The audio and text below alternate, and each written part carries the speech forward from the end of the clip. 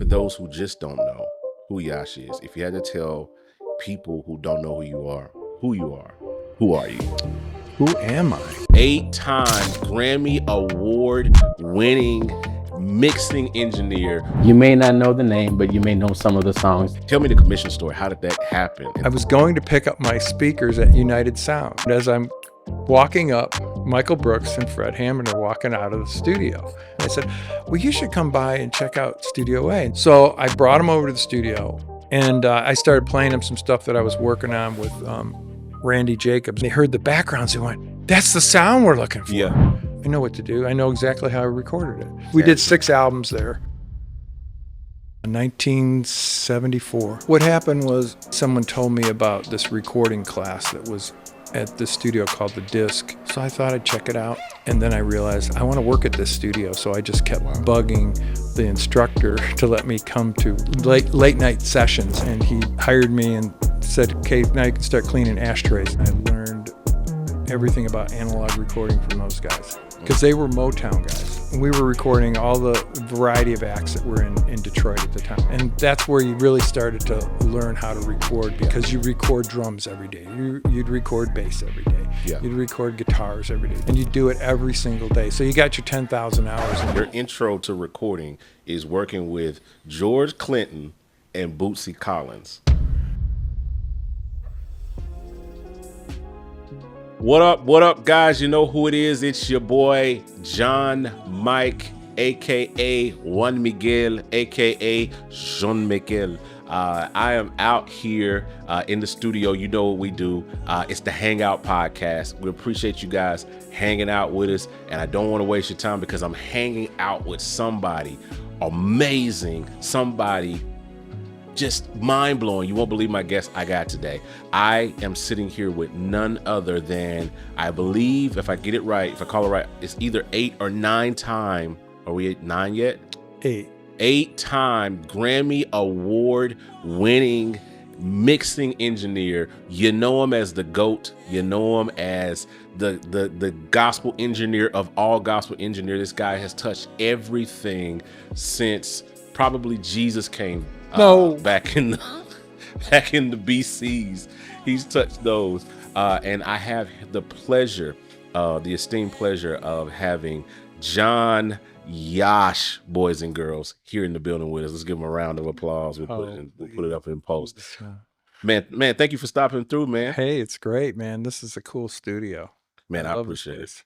Man, been doing a little mixing in your room there. It sounds good. It sounds good. We're gonna get to tell that story one day. And get to show people what you came down here to work on, and I'm really excited to be able to share some of that stuff and show some of that stuff, man. For those who just don't know, I don't know if you're watching this podcast. I'm sure you probably already know who Jaszcz is, but for those who just don't know who Jaszcz is, if you had to tell people who don't know who you are, who are you? Who am I? Who am I? Oh, you mean where did I start? Yeah, where did you start? Let's just start the journey. Let's just the hangout.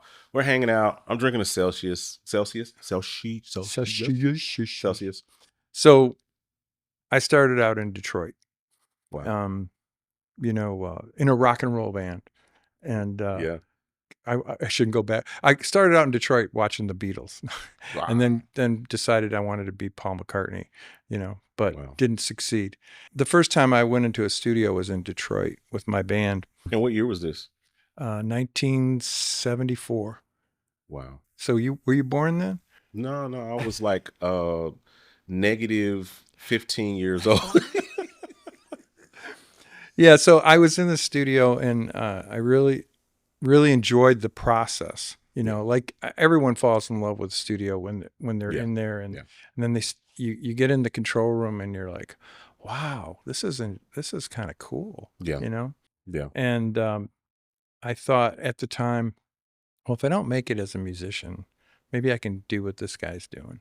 And I kept watching the engineer and checking out what he did, and I thought that was pretty cool. But then I went back to the band, and did that for a couple more years. And then I started buying recording gear because I was so interested in it. So what was the first piece of gear that you ever bought? Like what was the first thing? A a Tascam 4-track, TX Tascam 4-track. Wow. For a 480, was it? I can't remember the number actually. I know that's silly. Like a But 4-track recorder. yeah, 4-track recorder. And then one of my friends had another 4-track recorder. So And you we have went, 8 tracks. wow, we can bounce from one to the other. We can record stereo on 2 tracks in this, and then do some overdubs, and then bounce it to stereo on the other 4-track, and then add some more parts, and then bounce it back. Wow. And at the time, I didn't even know that's how the Beatles made their records. Really? I had no idea, because it wasn't like today where you can. Yeah. Oh, everyone knows that. It's on YouTube, whatever. Exactly. We didn't know that. We just So it just intuition just told you that that we could do initially this, like this makes And sense. so, I had a little Tapco board and some microphones. No one even knows what a Tapco board is, but I'm like, I think it had 6 channels, Wow. 6 channels. And I set up a little studio in my basement, and my drummer would come over, and bass player, and I'd play a little guitar, and we'd jam and try to create some tracks and write some songs. We didn't even have a reverb. I put a microphone and a speaker inside the furnace. And that was our reverb. We it was reverberating the metal in the furnace. Wow. And that's how we did reverb, which I realized later that's how they kind of made chambers. Wow. But isn't it funny, like how intuitively, like we think to do things, not even knowing that that's like a part of a process. Yeah. Like, when I got into recording, it was pretty much like the same thing. I started out with remember those karaoke machines? Yeah. We used to have, and so in my brain, like I had a keyboard, and I had a keyboard with a sequencer on it. I can't remember what the name of the keyboard was at the time. This is like 88, 89, somewhere around there. And my parents got me a karaoke machine for Christmas, and so I kind of instinctively took a tape. And I was like, okay, I can record on this side, but I can play back on this side. And so I would record something, create a track, create a beat sequence on my keyboard. Then I record to one tape, take that tape out, put it on the play side, put another tape in, and press record while I'm playing this back. Right. And then I overdub something on top of it. And then 8 tapes later, And 8 tapes later, it was like, shh. Right. Do. Right. But intuitively, bunch like, of you noise. learn recording, Yeah. just doing those little things. Yeah, It's funny that you like a lot of those did things the same thing. and not knowing that was a process. And that, I was just actually like, recorded. reading about it, how to record a little bit, but I still didn't really know enough to really get really good sounds or anything. But, and then one day someone told me about this recording class that was at the at this studio called the Disc in East Detroit. And so I thought I'd check it out. And I went there and took ended up taking the class. And then I started learning how to, about microphones and compression and EQ and all that. And then I realized I want to work at this studio. So I just kept bugging the instructor to let me come to late night sessions after the classes, because the studio was a working studio, and they held classes, I think, on Mondays and Thursdays and Saturdays or something. Mondays and Thursdays at night, and during the day on Saturday. And so when a session would end, the instructor was the engineer for the session that would start at like 10:30 at night. Can I come to your session? Yeah, come on. Stay there till 4 o'clock in the morning, 4 or 5 in the morning, and then go to work the next day, And I had another job just to make money, And we did a lot of like blues stuff. And this is still in the 70s. This is 1978. Wow. 1978, 79. And then I just kept coming to these sessions, doing these sessions after the classes, and then I wanted to work there so bad, so I just kept bugging the engineer. And one day he told the owner about me, and the owner, like, I can't even remember his name was Bob Dennis. Was the owner, and he took me under his wing. He thought, I guess, I can't remember how he did it, but he made me mix something really fast or something. And he went, yeah, okay, you're cool, or something like that. Like I had to do a quick mix on something. And he basically hired me and said, okay, now you can start cleaning ashtrays and stuff, because people smoked in the studio back then. It's crazy. Oh, my instructor was by the name was Fred Munch, Fred Munch. who was very influential on me, on my recording techniques. He taught me, him and Bob Dennis and Greg Riley. They were the engineers at the studio, and I learned everything about analog recording from those guys, because they were Motown guys. Oh wow, yeah, because you grew up in Michigan, in that whole space. Bob was the mastering engineer for Motown in the 60s and early 70s, before they moved to California, and then Greg Riley was the engineer for Holland Dozier Holland, who were the songwriters at Motown, and they had split off from Motown in the early 70s, and he was doing all their recordings at their studio. And then they eventually built this studio. Wow. So at what point did like it become like what was like that big break, that space that like really got you like working there like consistently and doing like recording, becoming like an engineer? What happened was, you know, I became an assistant. I went beyond cleaning ashtrays. Yeah.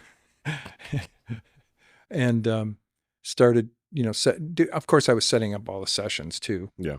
And cleaning and all that good stuff. And we were recording all the variety of acts that were in Detroit at the time. And then after about a year, I think it was, George Clinton started working at the studio, and they basically leased out the studio. And we recorded we recorded 24/7.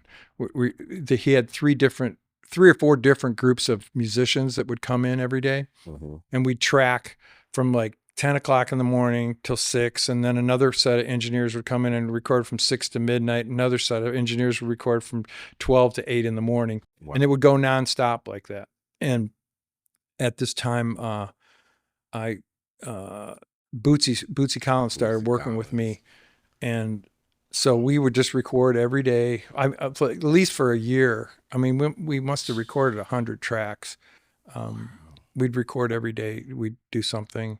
And that's where you really started to learn how to record, because you record drums every day. You'd record bass every day. Yeah. You'd record guitars every day, pianos, keyboards, a lot of keyboards, overdubs, percussion, and you do it every single day. So you got your 10,000 hours in really fast. Quick. Yeah, really quick. Probably the first week.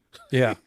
And the same thing with George, you know, it was on and off. You'd go between Bootsy and George. That's all I was saying. So that same period you're working with George, like your intro to recording is working with George Clinton and Bootsy Collins. Yeah, and Roger Troutman. Like just literally right there in that space. And then like Sugarfoot would show up from the Ohio Players and stuff, and just hang out. And then eventually Sly Stone would come to the sessions, and that was a trip working with Sly Stone. But I can imagine. So it's such a rich history. I think that people, because I know you've been mixing gospel for 50 years. Yeah. You know, so I think people and then we'll get into some of the other stuff that you mix, like the country stuff and all the other stuff that you've done. But I think they take for granted, you know, because you've mixed so much, you have such a body of work on gospel. I think it's easy to take for granted and not understand it. Like, yo, like this guy was literally recording with Bootsy Collins and George Clinton and Roger Troutman, and like just engrossed in like funk. Yeah, it was total funk, and it was a fun time. Because not only, like, I actually would do background vocals with George. Yeah, when we were doing, there was an offshoot of Parliament. It was called Parlette, and they would need guy background vocals, and we'd go out in the room and sing and do hand claps and everything. You know, the engineers would get in on it.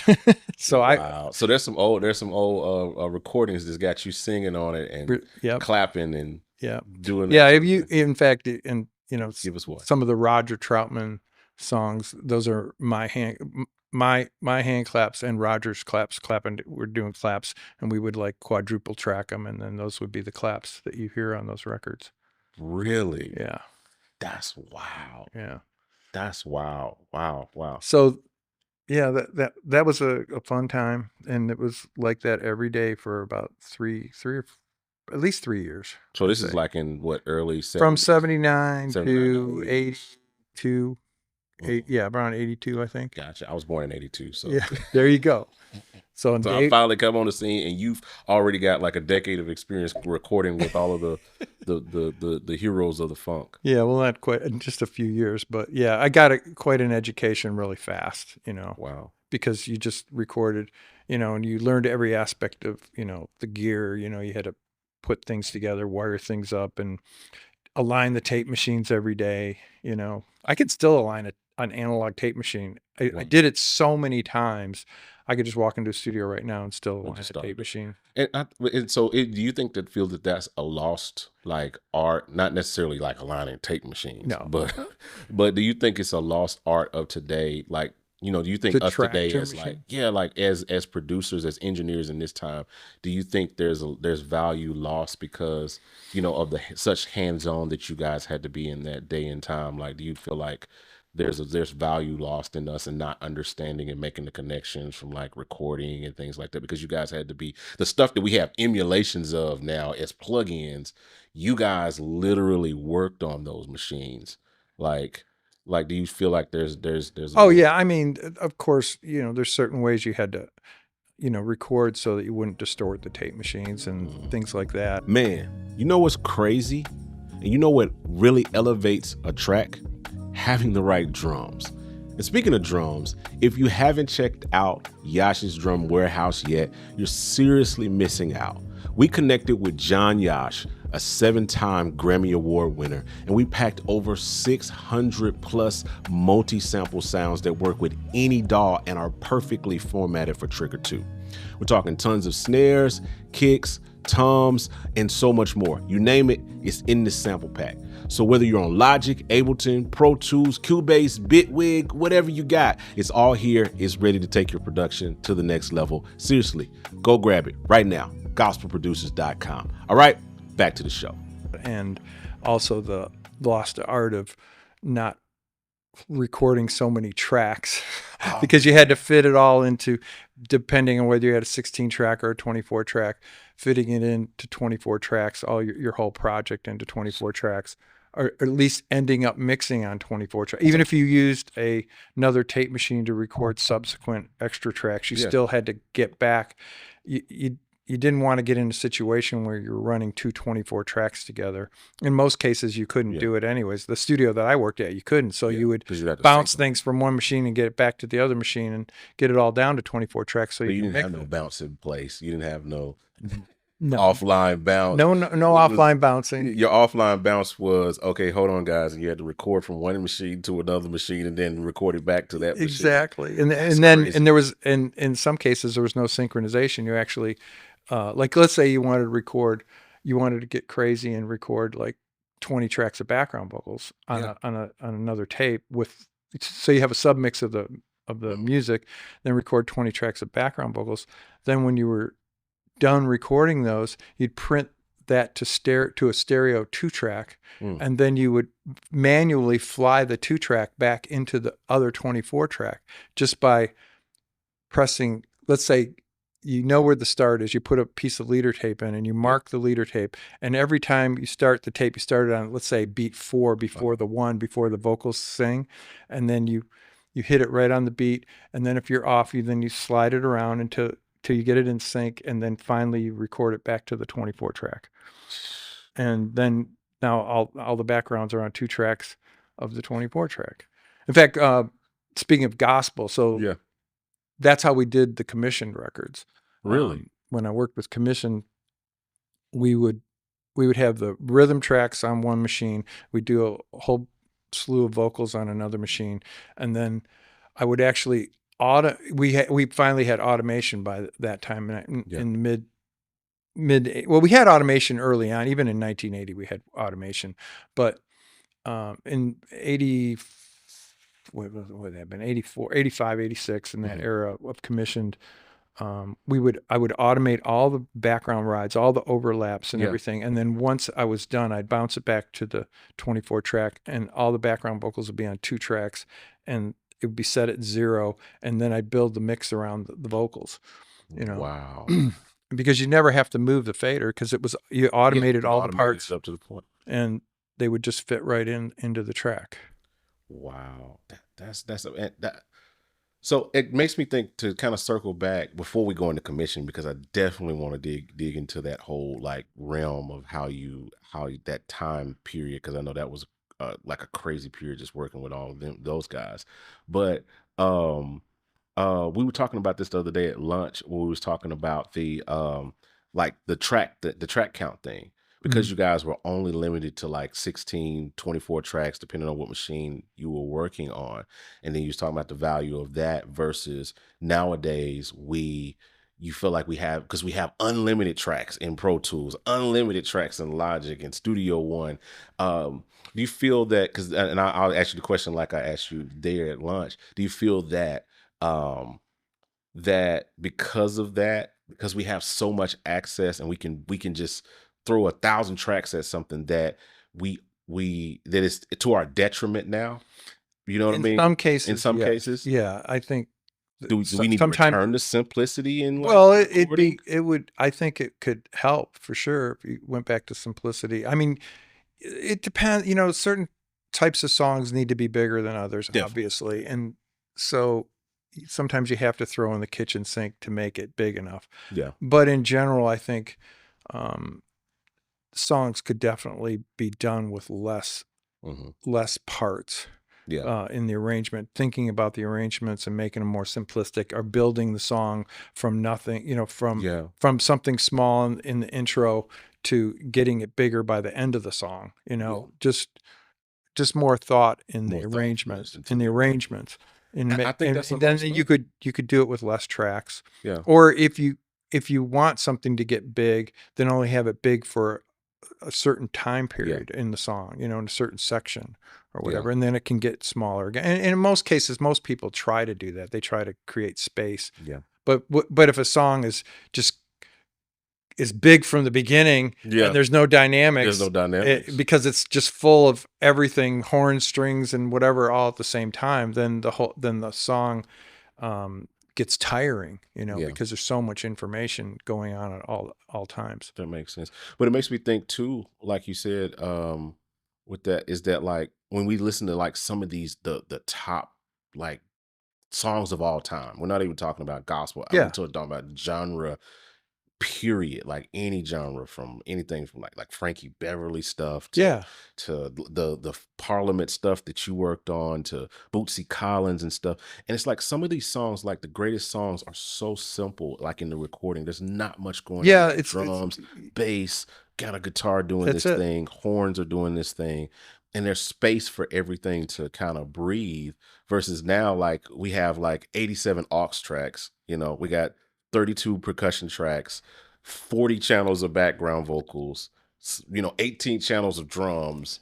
Or a perfect example is like Earth, Wind, Fire. Everyone thinks of them as having, the best horns, right? Oh yeah, definitely. Yeah. But it's the space in between. The horns don't play all the time. Right. When they play and you hear them because there's nothing else happening with those horns at the time. Yeah. It's simple. The tracks are very simple. There's usually just drums, bass, guitar, keyboards. And then when the horns hit, the horns are there with very minimal instrumentation around them. And that's why you can hear them so well. Yeah. That's what made those records great. So simplicity definitely can make a difference in how you make a record. Yeah. Of course, there's always been guys that, like Phil Spector, who had the wall of sound, where they used 3 bass players, 3 guitar players, the string section, horns. But that was a different time too. It worked for some of those songs, but it didn't work in all of them. Yeah. Like I told you the other day, I felt like, Phil Spector screwed up the last Beatles album. Yeah. And Paul McCartney agrees. And even as a child, I was like 16 years old when Long and Winding Road and that record came out, Let It Be. Yeah.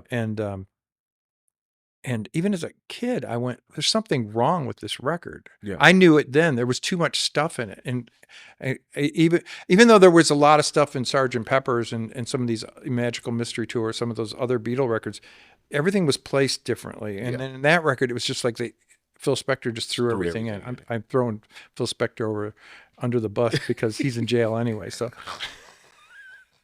or did he die? Actually, I think he did pass away. Yeah. So God rest his soul. God rest his soul.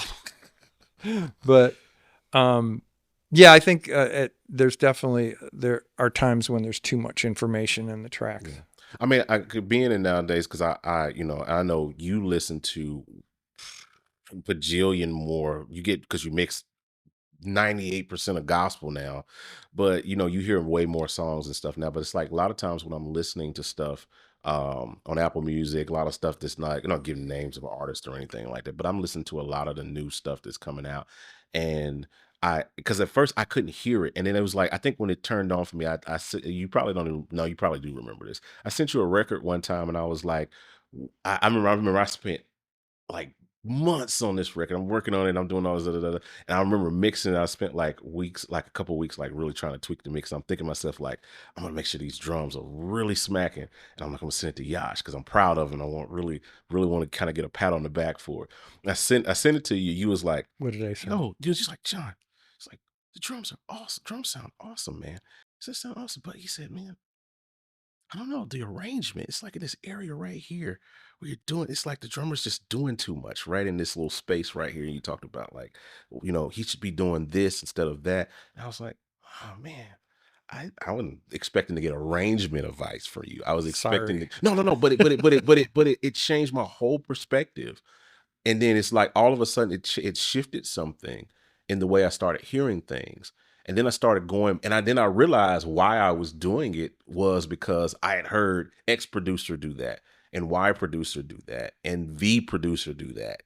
You know what I mean? And I'm not thinking like and what goes back to what we was talking about where producers are not producing for the record. They're not producing for the audience. They're producing for other producers. They're producing for other producers. Not everyone does that, but there are some people that do that. I know a lot of guys that do that. That talk to, not everybody, but I know a lot of guys that do that, and that's their whole perspective when they're approaching a record. And even to use myself as the example, like in my mind when I was producing that song, one of the things I was thinking about was, man, I can't wait to let Jaszcz hear these drums. When Jaszcz hears these drums, he's gonna be like, you used the warehouse, didn't you? Yeah. I'm proud. You know what I mean? So I'm not even like thinking in the arrangement sense of it. Right. I'm really just thinking about like, what is the other creative that I'm trying to hit gonna think about it? On that same thought, like it's good competitive spirit to try to make a record better than another producer, right? And to try to impress a producer. Yeah. But at the same time, you have to the song still has to be produced. You have to make the production work for that particular song and that particular artist. You can impress the other producers another way, not by doing a million notes or whatever, or a million tracks. Jazz fusion. Right. You can still, so long as you are keeping up with the song and creating doing the best for the song and the production. Yeah. You'll impress the other producers in a better way by producing the song correctly in the first place and making it clean and big and maybe with less things in it. And because it'll have more space, and right off the bat, it's going to sound better. And I think that's the biggest thing is the space. You know what I mean? Like you said, because that's why I wanted to highlight that space, because I think the fact that you guys only had a small amount of tracks to work with, it helped you guys to make like better decisions, in my opinion. Right. I mean, so I know you, like, again, you listen to and record and mix like so much of today's music and stuff, gospel, especially gospel music, that like maybe you could speak to that a little bit, just in terms of like, like an example how we can make better arrangements, better those things like that. But like just an example of pads or something that about committing, if there's 6 to 8 stereo pads of something, certainly you can decide which combination is the best and print it to 2 tracks. Right. You don't, as a producer, you should be able to decide that if I'm going to do this many pads, there's a reason why if you have a reason to do that, then you should be able to commit it. Like once you get the blend that you want between those pads, right, and they make sense, you should be able to commit it to 2 tracks. There's no reason for an engineer to try to figure out what you were feeling when you were working on a track. That's why back in the day when someone put a pad in, they would go through 50 different things to figure out what was the best combination. Or if they thought they needed 2 of them, or 2 or 3 or something, they would print them and then they bounce them down to 2 tracks and then it would save more tracks. And then during mixing, it makes it so much easier. You just push up the fader and it fits right in the track. And it's exactly what you as a producer wanted in the first place. Yeah. And some engineer might make a mess of your, you hear it one way, they hear it another way, and it's the wrong way. And it completely changes how the mix is, let's say in a verse or something, because you wanted some high pad in there and you wanted it low in the mix, and the engineer puts it up higher, and you're just going back and forth on how to blend something. It's much easier to do that before it ever gets to mixing. That makes sense. And with anything, any little interesting parts that in a song that makes something exciting, you can, if it takes 10 tracks to create that little spot, you can just bounce it down to 2 tracks, so that it has impact when it comes to that point in the song. That makes total sense. That's what people had to do back when they had limited tracks, and then today I want to introduce to you Loop Elements Pro. This represents a very innovative new way of using loops. And guess what? It's standalone, not only as a plugin, but it's also standalone outside of the DAW, which means you can now use loop elements in your live performance. This isn't just a plugin. It's the ultimate tool for creatives and producers. Whether you're layering loops, creating click track, creating beats, building arrangements, soundscapes, Loop Elements Pro gives you the power to create without limits. Loop Elements Pro is now available. Go get it now. It was easier to mix, and the whole process went faster. So speaking to that, and also being able to cover a different era of your life, which is the commission era. So I wanna kind of step back into that and approach it this way. So when you were working with commission and you was working with those guys, and first you could tell us like how did that happen? I want to know how you connected with those guys first, but also in that space when you were recording, what was recording and mixing like then?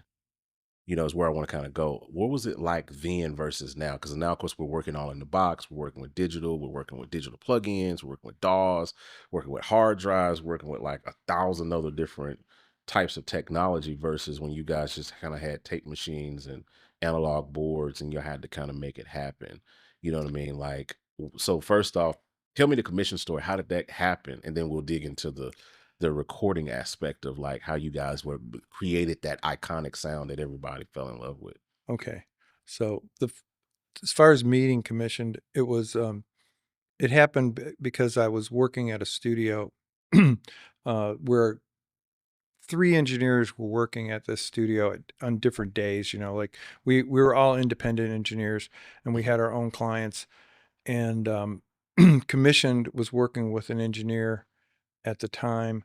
And in the middle of the project, he decided to move to California, and and they were I think they had just started the mixing process.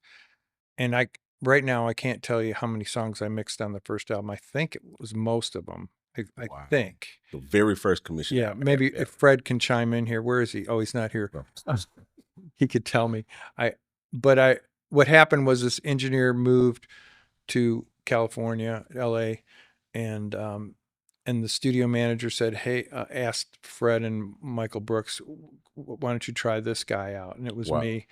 And so I started working on that record, mixing on that record on the first album.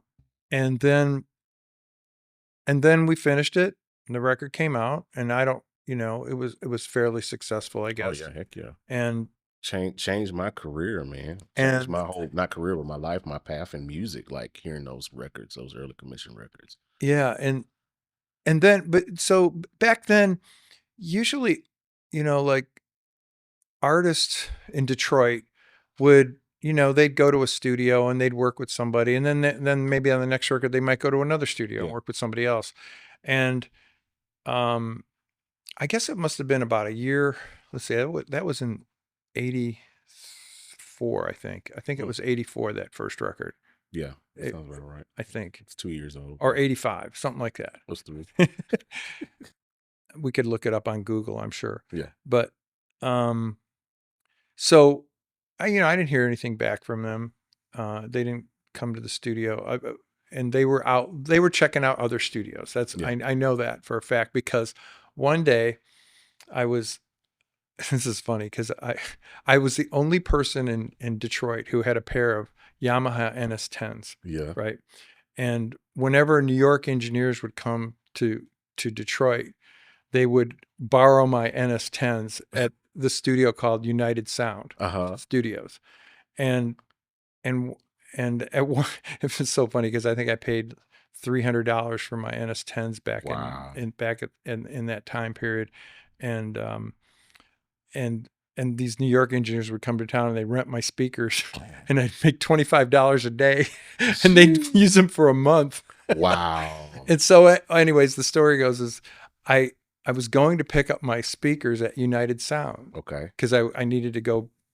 There was actually a set of speakers I was working at RMJ Studios on 6 Mile in Puritan in Detroit, and they actually had owned their own NS10s. Mm-hmm. Nobody else in the city had them except for me in that studio. Wow. And so I didn't need them when I worked at that studio. So they were being rented out at United Sound. So I went over there one day to pick them up, just to get them back. And as I'm walking up, Michael Brooks and Fred Hammond are walking out of the studio. I said, "Hey guys, what are you doing?" "Oh, we're just checking out United Sound. We were thinking about working there." "Oh, I know what. That's right. Now it's 1985. Okay. I'm trying to remember this. It's 1985, and I just started working at Studio A in Dearborn Heights, Michigan. And that's why I was picking up my NS10, so I could take them over to that studio. Mm-hmm. And so they're coming out of the place, and they say, "Hey, we were just checking out United Sound." And I said, "Well, you should come by and check out Studio A." And they went, "What's that? I've never heard of that." I said, "Well, it's a really cool studio that Eric Morgeson started. He was a keyboard player and a producer. Great engineer, producer, keyboard player, just all around nice guy." And he and his wife had just built the studio, and they hired me to start working there. And so I brought him over to the studio, and we had a thing called the synclavier. I don't know if you ever heard of that. Synclavier. And I started playing him some stuff that I was working on with Randy Jacobs, a guitar player from Was Not Was. And what we had done in this case, this is because we were using the latest technology, is we would record multiple background vocals and then bounce them into the synclavier, and then we could actually play them back and sync them up with the 24 track. Like I was telling you how we flew stuff in. We were doing it with the synclavier, because you could just press play on the synclavier and it would bounce it back in, or you could sync it up with SMPTE. With the 24 track, and then fly all the background vocals. So when they heard Randy's this record we were working on for Randy Jacobs, and they heard the backgrounds, they went, "That's the sound we're looking for." And I said, "Well, that's easy. We can do that.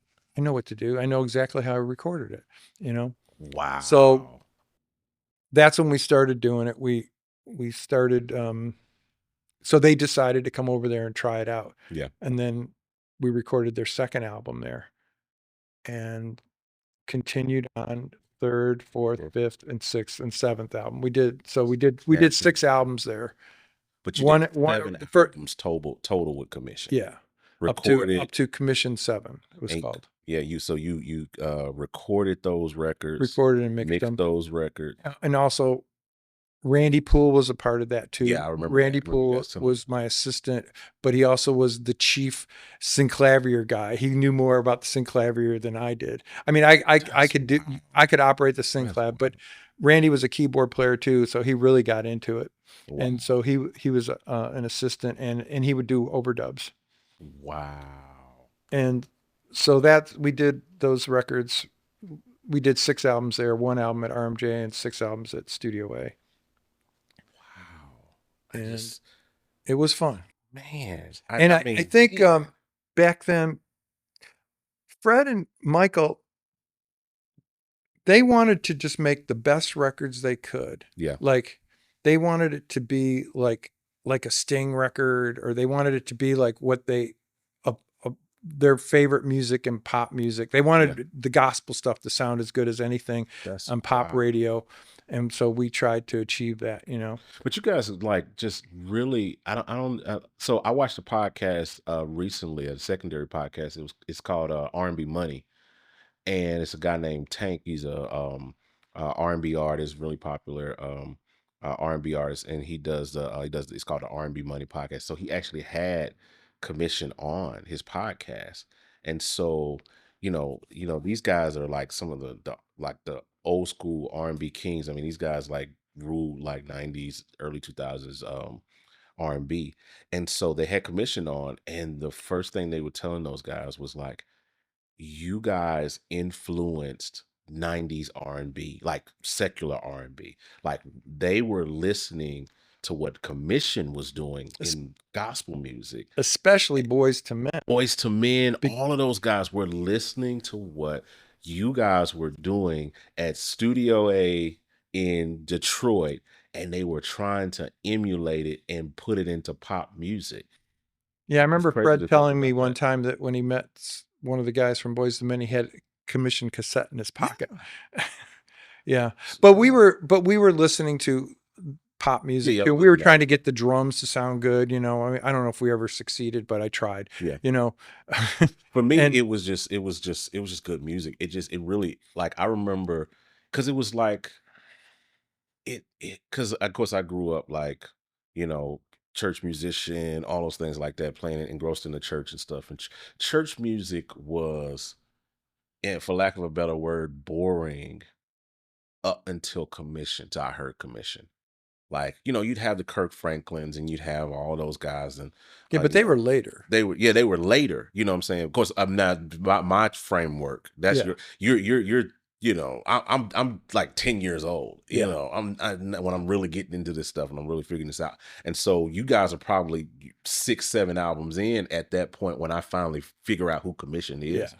Because again, being as old as I was at that time, early 90s, 91, 92, I'm just figuring out, coming into sentience. Yeah. And I'm figuring out what music is and what people are and who guys are. And I remember running across a commission. I can't remember the exact CD. I do remember it was an all-white cover. It was just an all-white CD cover, and it just had Commissioned on it. I don't even think it had like a name to that. I just had Commissioned.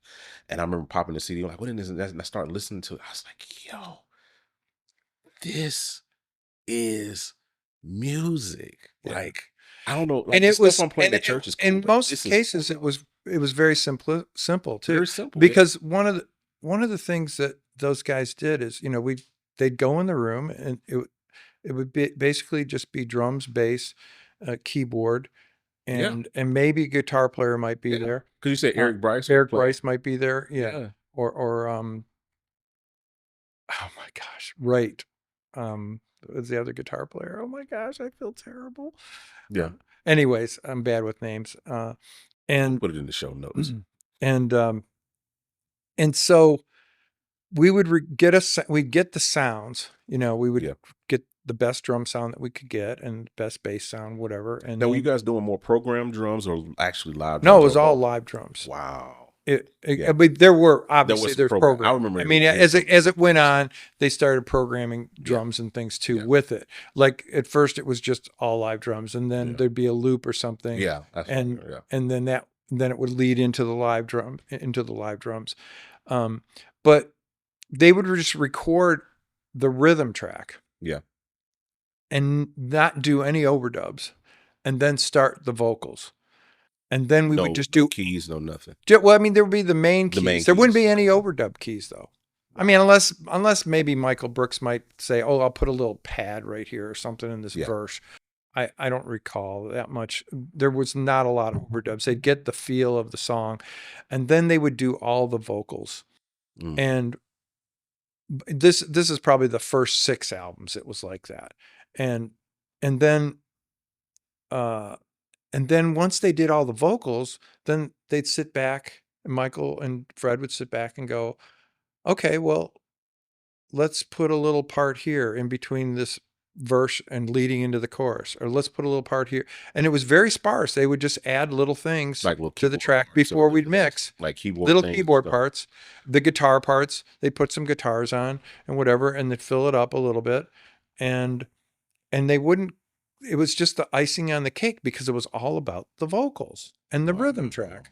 You know, it was, Yeah. so that's why when you listen to those old records, you know, the vocals are massive. You Yeah. know, when the Yeah. chorus comes in, it hits really hard. Yeah. Or there would be some, you know, some part in a verse that's really, you know, it'll be 20 tracks of them singing or something, you know, mixed together.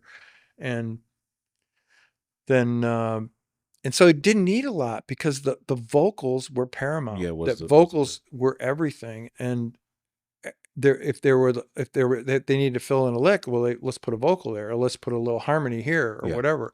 And then once it's done, okay, well, maybe we just need a string pad here, or we need this here. But I love that. I absolutely love that, because that's exactly, I think, where I really wanted you to articulate that process, because so many times as producers, I felt like very prey to this. Like, we'll send, like, maybe our artist will send us a ref track, you know, we get the ref in and we're listening to their voice note or whatever they sent us as a thing.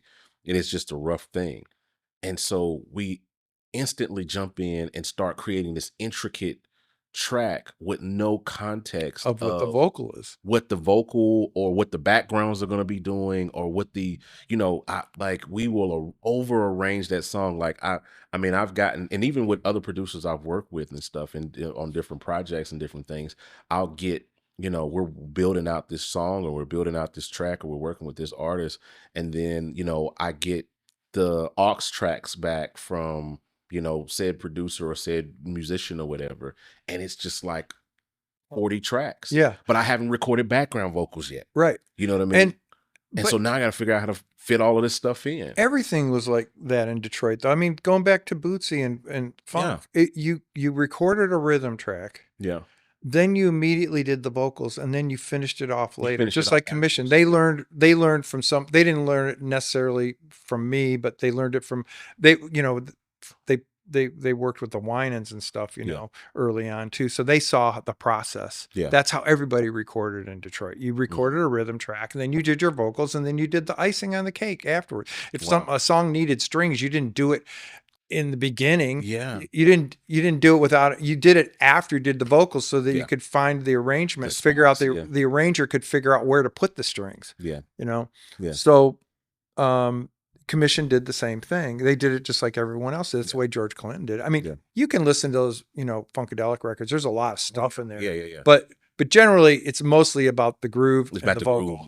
But and then there'll be the little spicings, you know, and you know. But you said they add. Dr. Nose is saying something over here, and you know what? Yeah. Sir Nose, devoid of funk, is saying something in the right speaker, and somebody says something in the left speaker. There's a lot of little intricate things going on, but generally, it's about the funk, you know, and the rhythm and the vocals, and it's the same thing with Commission, you know, and everybody recorded that way. In fact, I never experienced what you just said until I moved to Nashville. Yeah. And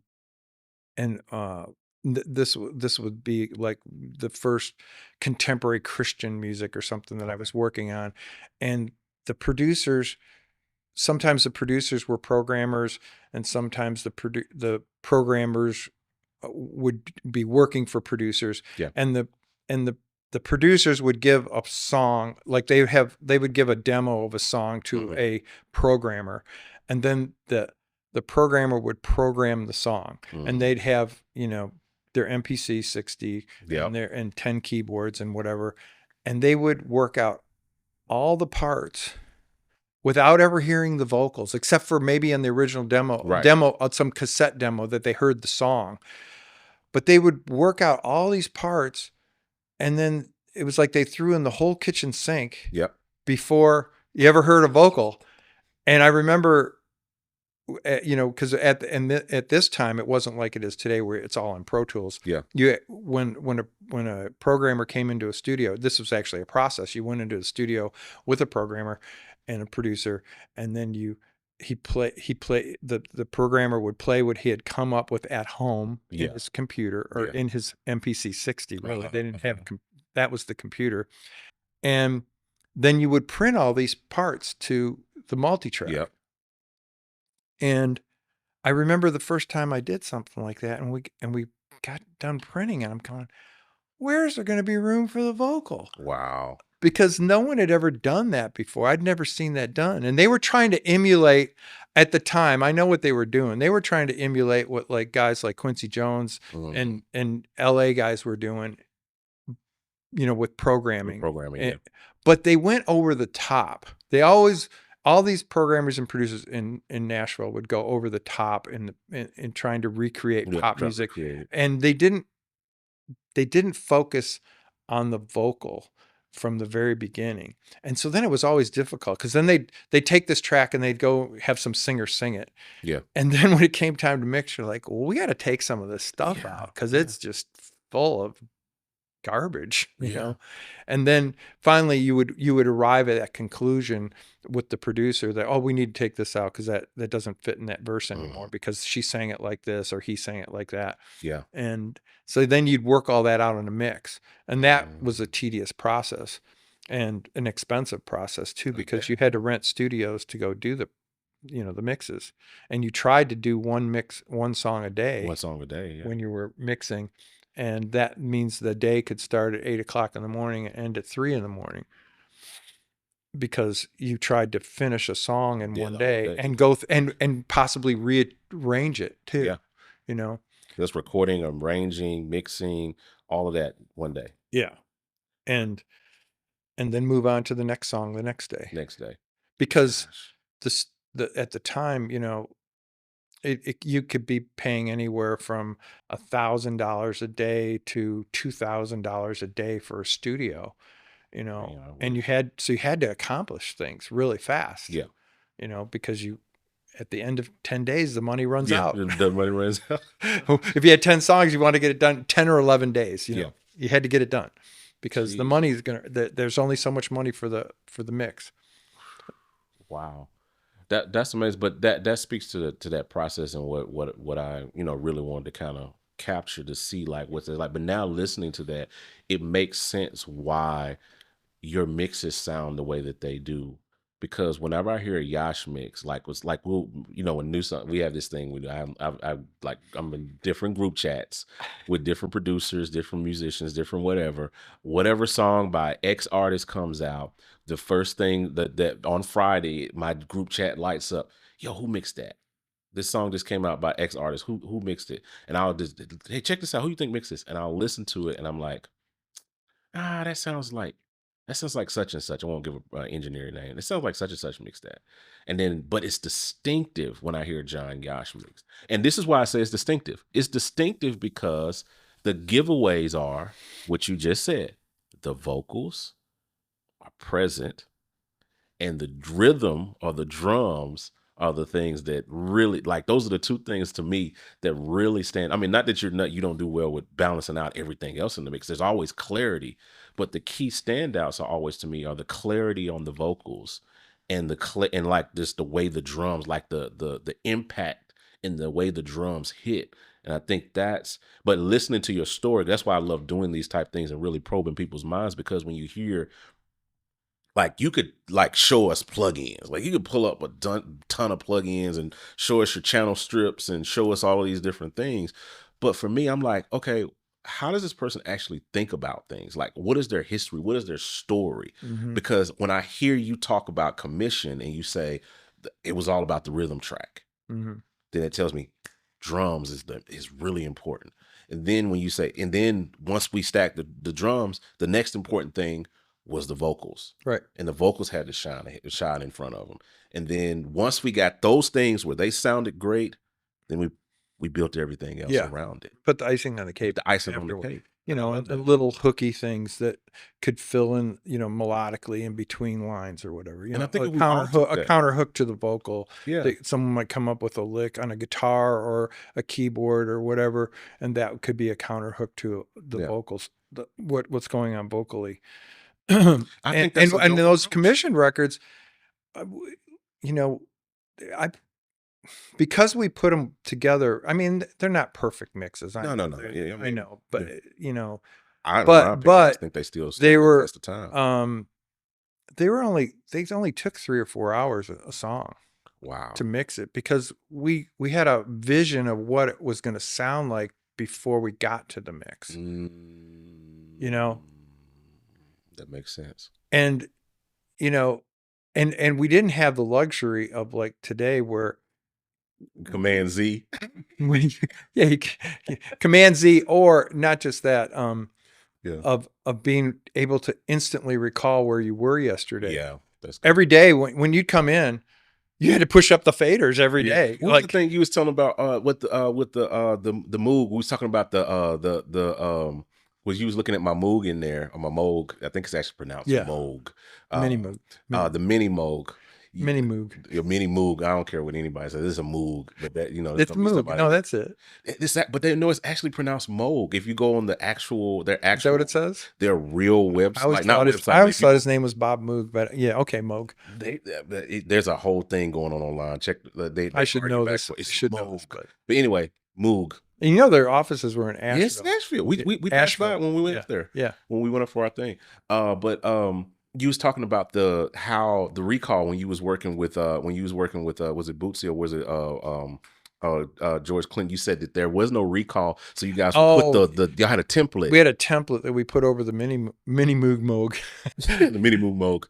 And yeah, we'd have to actually mark where where the oscillator was and all the different parameters, and you'd mark it off, and then next day that way the producer or musician could get back to where he was yesterday. Wow. If you had to punch in a bass line or something, you wanted to be able to make sure you could get back to the sound, because basically what would happen is, when somebody was working with a mini Moog, they would be working on it and they'd be tweaking it, and they go, "That's the sound, yeah." And then as soon as the session was over, you made sure you got a template of it, because you couldn't recall it.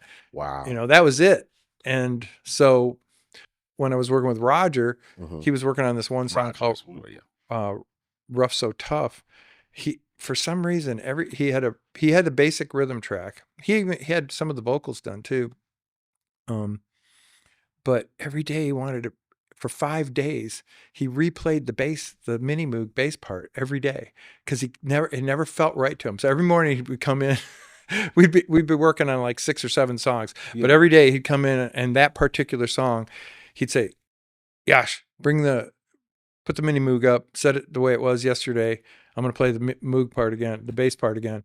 And so he'd he'd play the bass part, and then he'd play it for about 10 minutes, and he'd go, "Nah, I don't like it anymore. Let's go on." And he'd move to the next morning, he'd come in, play it again. And I'm like, "What is it?" And I was trying to figure out what it is, because when I was probably 25 or something then, and I'm trying to get inside his head. What is he feeling? Like, is he on top of the beat? Is he behind the beat? Or where does he want to put it? What is he trying to do?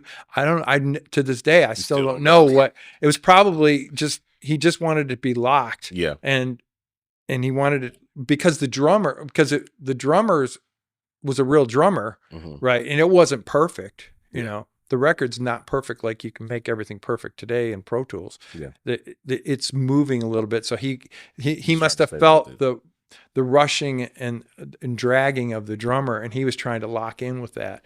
Wow. And so every day he would do it, and then finally on the 5th day he got it where he liked it, and then we were able to mix the song. Wow. Yeah.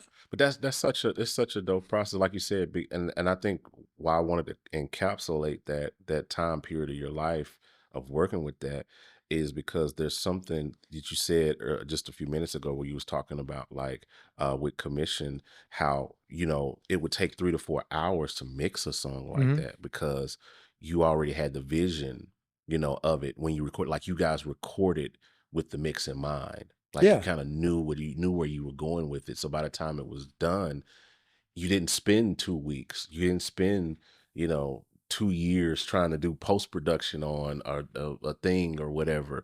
You guys pretty much had it locked in by the time you finished the recording. And it reminds me of when we first met, and we was talking about doing a class. And I was like, yeah, I want get you to do this class on mixing for us. Do this class on mixing. And he was like, I don't want to do a class on mixing. I want to teach mixing. I was like, what? You're mixing engineer. You're the mixing engineer. Like, no, I don't want to teach mixing. I said, what are we doing? He said, I want to teach recording.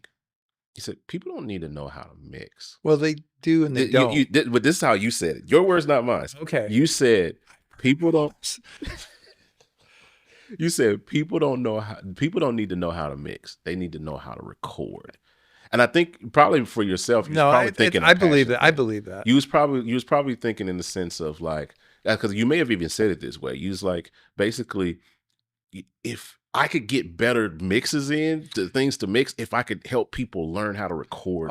That's my motto. Better tracks to better mixes. Better tracks to better mixes. Yeah. That's always been my motto, because you should have a vision from the very beginning. Don't just record, like so many times. I hesitate to say this. Yo, that's wild. That's wild. You know what else is wild? The fact that you probably haven't heard of Peculiar Sounds yet. Listen, if you need those unique, soulful sounds to really bring a track to life, then Peculiar Sounds V2 has just what you need. We're talking signature keys, synths, pads, plus hundreds of MIDI files that make it super easy to jumpstart your creativity.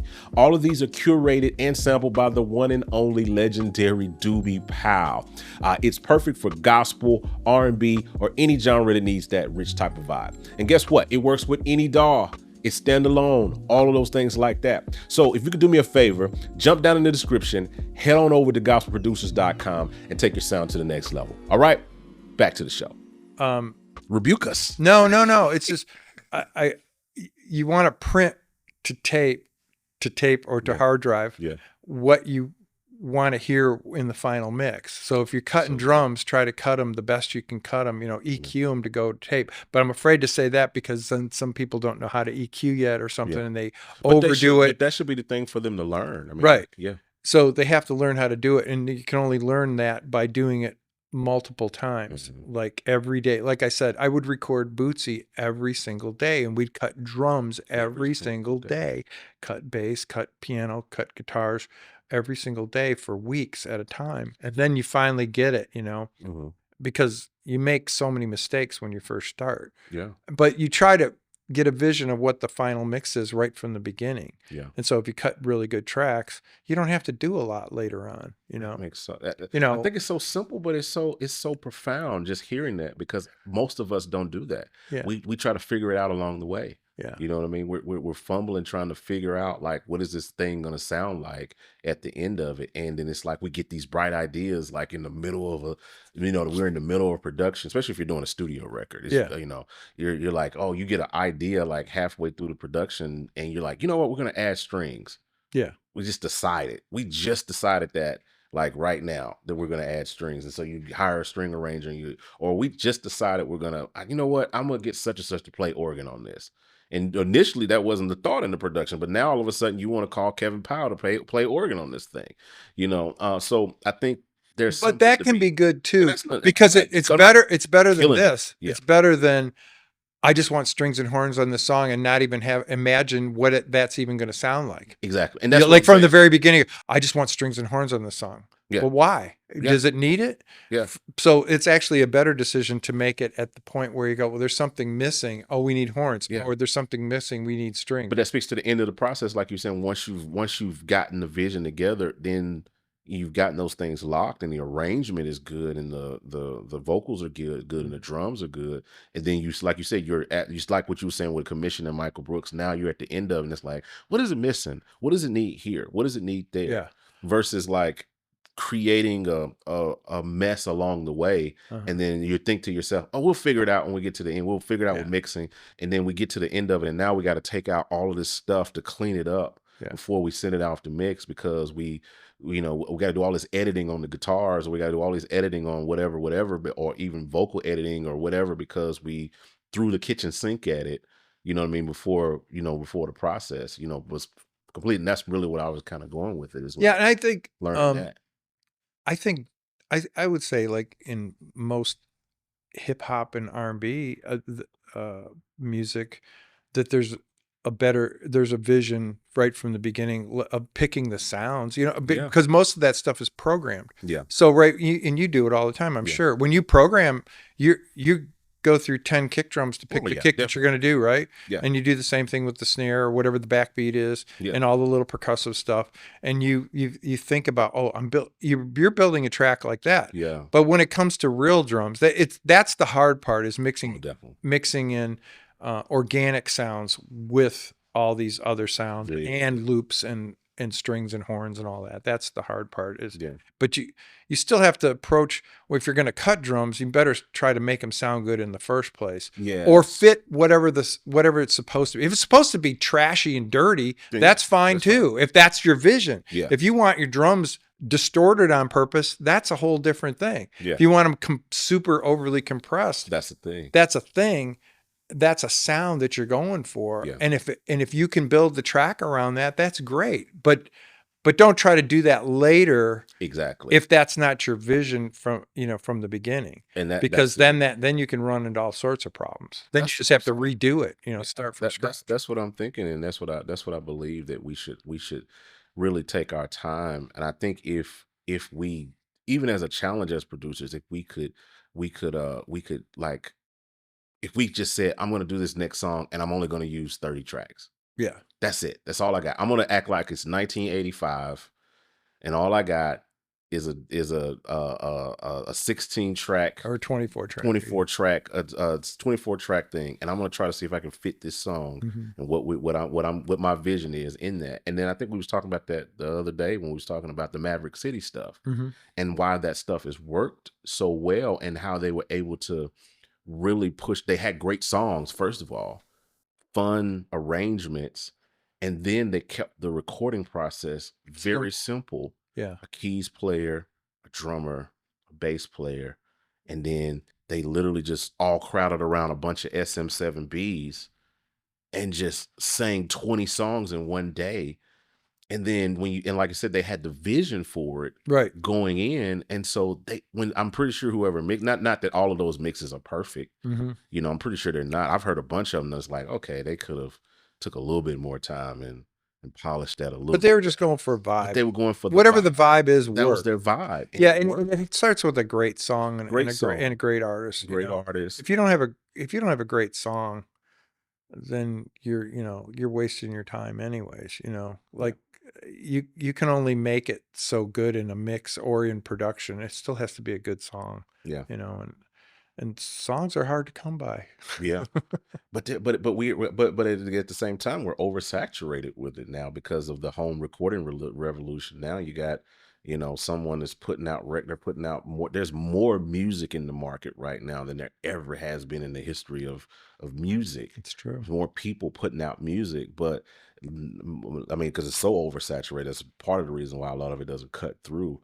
But I think also, like you said, there's not great songs being written or arranged, or it could be a great song, but it's over arranged, or it's not, created right, or put, polished, right when they thought from it. And again, they're not intentional about it, when they're creating or writing or recording or whatever. And I think that's a thing. You should have a vision from the very beginning. I hesitate to say this. Say it. A lot of people will just say, "Oh, go play," but give them no direction. Or if you know that particular drummer or bass player is intuitively can play the best thing, don't get in their way. Yeah. Know when to not get in their way. Know when to tell them, "No, don't play that, play this." Wow. I can almost feel the virtual audience saying, ask him this question. So, yo, thank you for watching that exclusive clip from the Hangout Podcast. We drop these on the channel on Wednesdays, and we appreciate you guys for taking out the time and watching this. If you're interested in seeing more of these exclusive interviews that we have, make sure you check out the playlist over here. If you're interested in taking your production, mixing, or whatever to the next level, make sure you hit the links down below in the description. All right, we'll talk to you guys on the next one. I'm out. Holla at your boy.